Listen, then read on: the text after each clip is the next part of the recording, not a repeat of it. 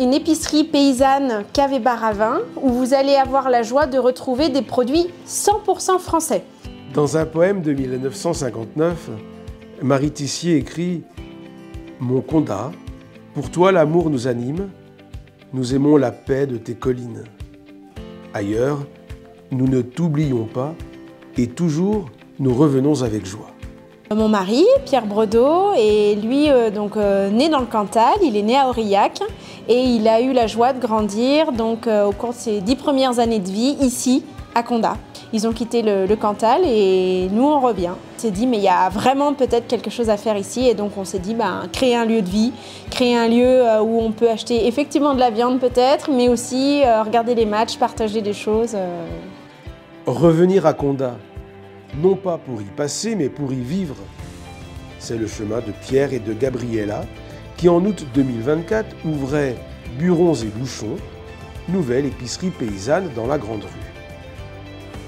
Même si le Cantalou peut avoir un certain caractère, on a été en tout cas très bien accueillis et ça c'est vraiment une des grandes joies qu'on a eues. Pour l'ouverture du magasin, on a fait effectivement un temps de bénédiction des locaux, du commerce, des gens qui allaient rentrer et sortir et voilà. Et ça a été un temps fort pour nous pour démarrer. Et l'idée c'était de montrer notre foi très discrètement mais que ça soit aussi présent dans notre boutique ici.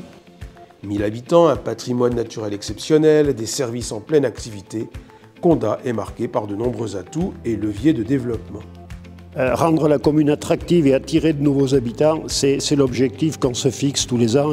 Les atouts ici sont nombreux parce qu'on est un territoire encore préservé et dans un bourg d'un millier d'habitants à peu près, avoir les services qu'on est capable d'offrir, je pense que c'est rare dans le département. Donc on est fiers de tout ça, mais ça c'est le fruit d'un travail collectif. Et on est fiers justement de voir que des gens qui avaient des attaches au pays reviennent ici, ouvrent des commerces innovants.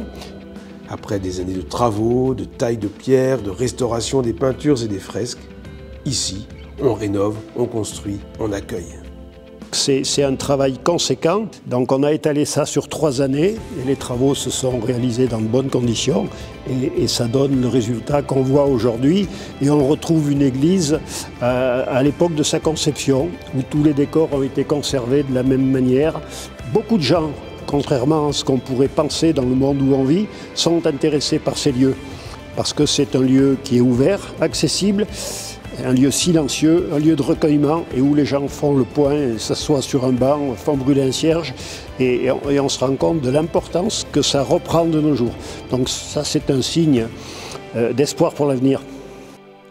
Très récemment, nous étions nombreux à nous rendre à l'église pour sa réouverture à l'occasion de la fête de Noël. L'écrin de lumière laisse retentir les rimes. Condat, qu'il fait bon vivre ici sous le charme des pentes ondulées. Condat qui s'est épanoui avec aisance au fond de la vallée.